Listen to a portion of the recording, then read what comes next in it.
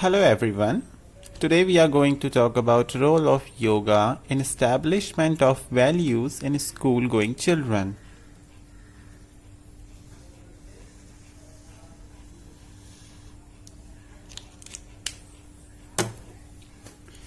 Every child in school is taught that prevention is better than cure. Yet how many know how to implement this in practice? And for those what do, how many and have the will and where to do so?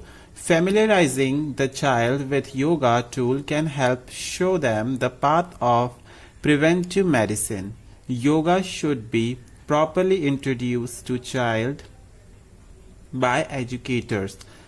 In the opinion of Swami Satyananda Saraswati, all the experiments that are being done in every part of the world in relation to the educational system should be compiled.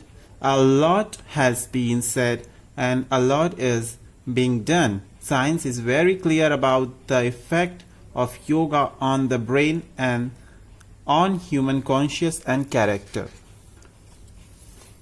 The time has come to decide how to implement this as a practical scheme. Moral values are the standard of good and evil, which govern an individual's behavior and choices. Individuals' morals may derive from society and government, religion, or self. When moral values derive from society and government, they of necessity may change as the law and moral of the society change. Children are not just little adults, they go through typical characteristic of growing intellectually, emotionally and socially on their way to become adults.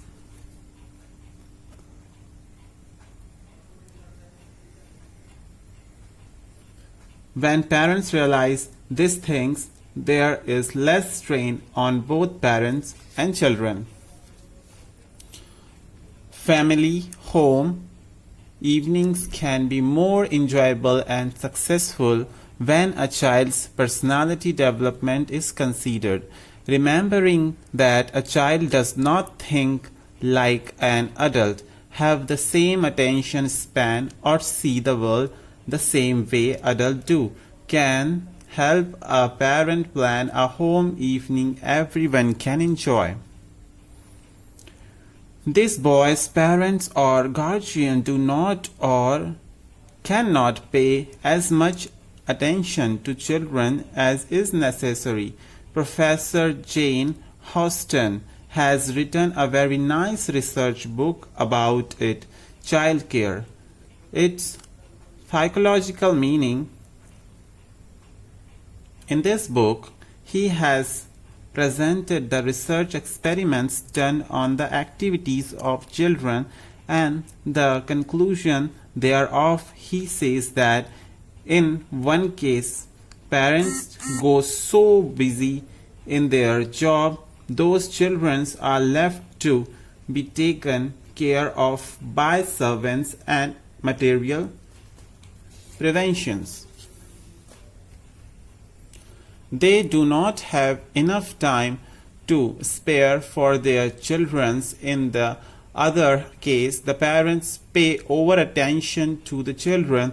All their just and unjust demands are fulfilled, or they are kept under the too much strict watch, which hinders their independent development.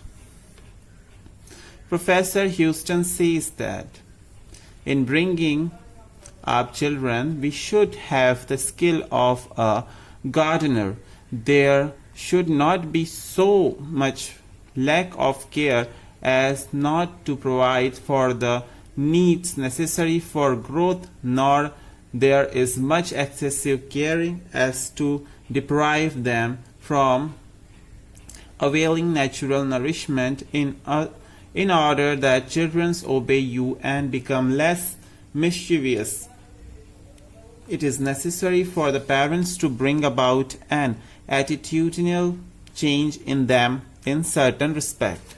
For cultural elevation, we should develop our life by introspection and purification, but should not forget that with this much only, it will not be possible to raise our culture to a preeminent place in the world. The greatest need of today is the personality development of our children.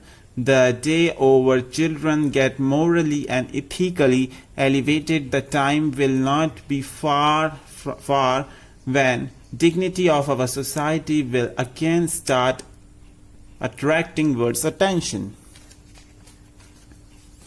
Now the next point is importance.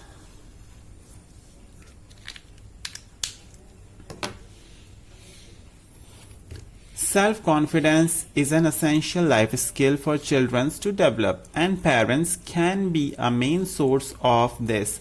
A low self-image can lead to many emotional issues in adulthood, including depression and anxiety. This can be avoided with the guidance of same very caring role model and the positive interactions that this relationship impose. Role models range from parents and teachers to doctors and sports coaches. Another great source of positive guidance that parents should take into consideration is that of a yoga instructor. Combine ancient effective poses with the counsel of a benevolent natural party, and your children instantly has a mentor that he or she can relate to. There are numerous benefits to enrolling your child into a yoga class for kids, or even more specifically a Hatha yoga classes.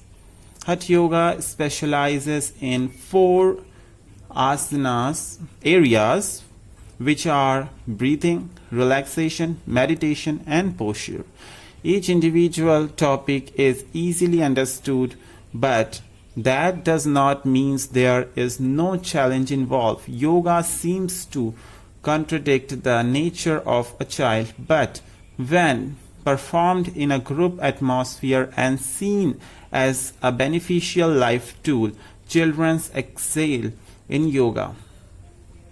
Look at the idea of maths. For example, many children find this area of study difficult, with many asking, when will I use these techniques in my life?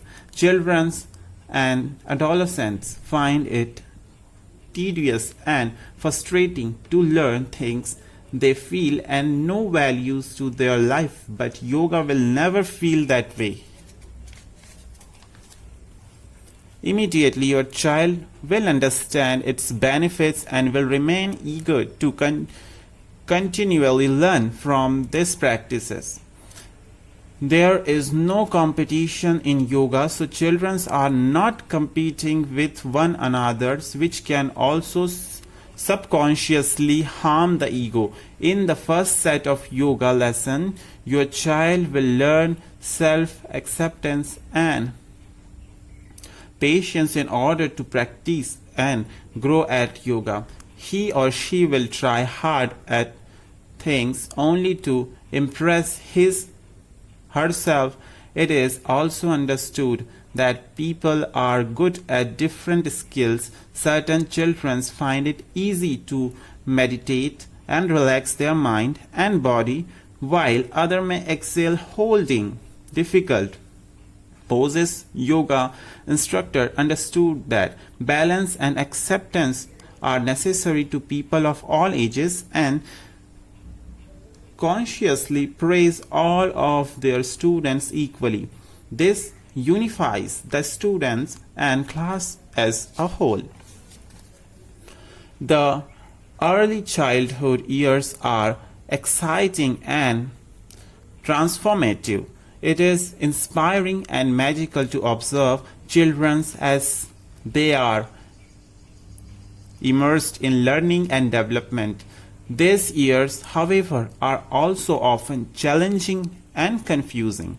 Children require a safe, nurturing, and stimulating environment to meet the developmental takes of this time period and to grow into subsequent phases of life will prepared. Never has the message been clearer that our children and communities need light, safety, and structure to provide the substance for health development, social emotional learning, trusting relationship, and adequate amount of physical activity, play, and exploration and critical for young children. Parents may notice how yoga benefits their child's, but the best judges are the kids themselves. Children who have practiced yoga tell their teachers and parents that they are able to concentrate better during the day, focus better on their activities, and pay better attention to their tasks, all the finest endorsements.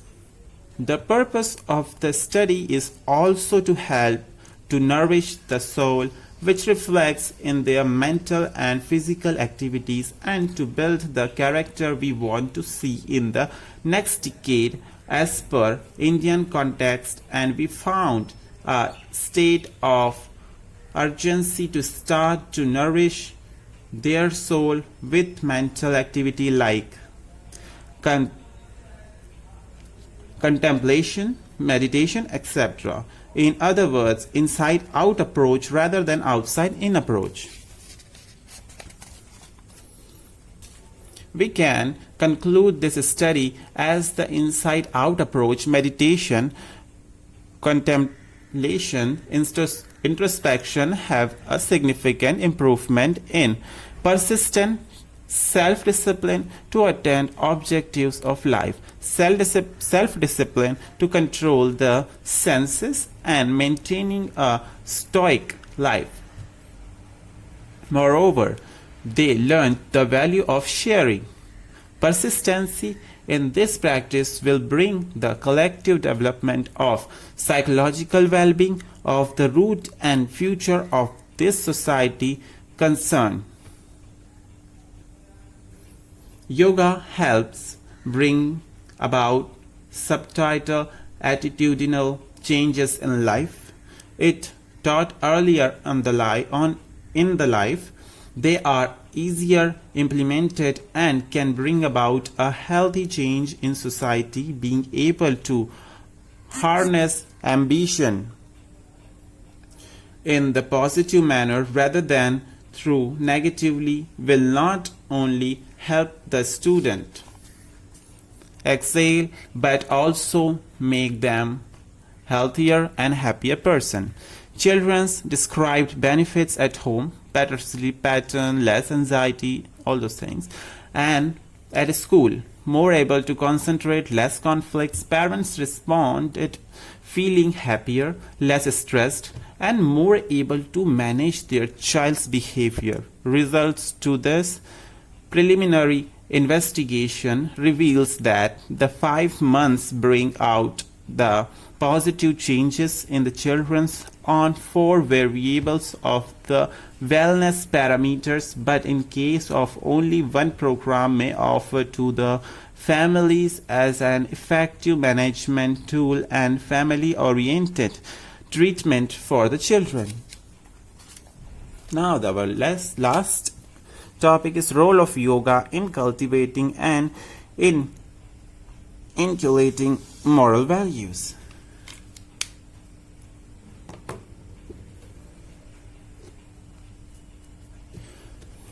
The word yoga is derived from Sanskrit word yuj, which means to join. The first use of the root word yoga is in Hyman 5.81.1 of Rig Veda, where it has been interpreted as a yoke or a yogic control. The earliest evidence of yogis and yoga tradition is found in the Kesin Hyman 10.136 and 10.136.3 of the Rig Veda. According to Maharishi Patanjali's Yogas Chittavritti Nirodha, that is, yoga brings complete sessions of modification mind.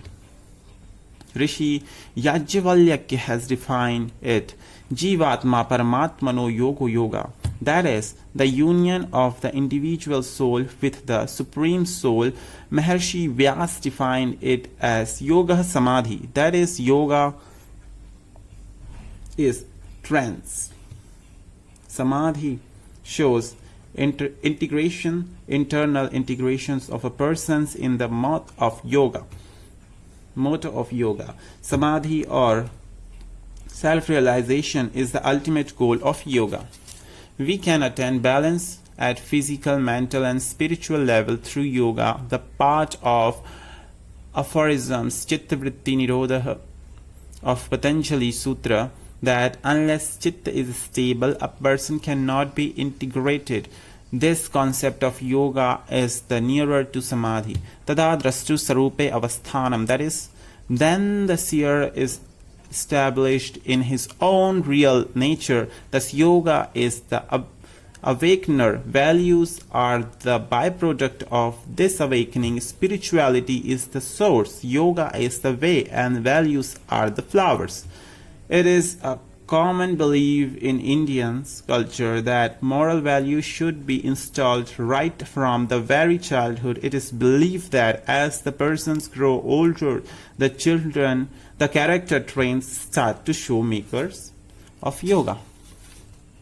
Persons behave in a more refined and intellectually improved manner. The yogic activities make them exercise self-control and self-discipline in their day-to-day life. The society becomes a better place as there is enrichment of moral values and prosperity for all. Yoga is thus believed to be the catalyst to cultivate and inculcate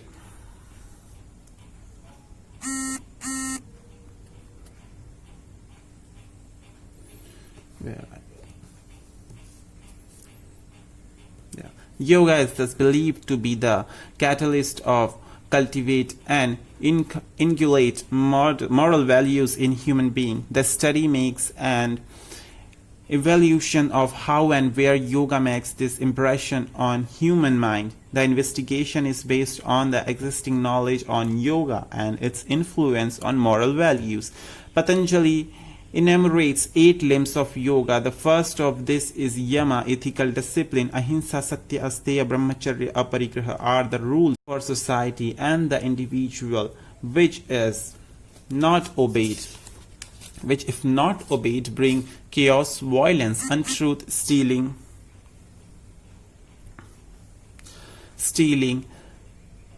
dissipations, and different negative thoughts. The roots of these evils are the emotions of greed, desire, attachment, which may be mild, medium, or excessive. They only bring pain and ignorance. Patanjali strikes at the root of this evil by changing the directions of one's thinking along the 5 principles of yama. The regular practitioners of yoga can achieve all the 6 stages of moral development, which was described by Kohlberg. In fact, a yogi is much above the 6th stage of moral development, which is described here. He is naturally moral. He does things right and stays away from the wrong in the natural and spontaneous manner. He is the real ambassador of morality. His value systems is an outward expressions of inner equilibrium. Patanjali's yoga explains the real significance of emotional intelligence by way of complete session of modification of behavior. Yoga plays a big role in inculcating ethical, moral and spiritual values in children's. Yoga is not just about the pranayama and asana. In fact, it reaches for and influence the moral and ethical values of life. The spiritual dimensions of yoga is about the development of values. The yogic activities try to evoke feelings of self-actualizations in one for realizing one's true potentials. Yama, niyama, dharma, dhyana, pranaya, pratyahara are found to be very helpful in developing one's moral character. Dhyana is also believed to be an important activity of and weeding out the irrational feelings. Thank you so much.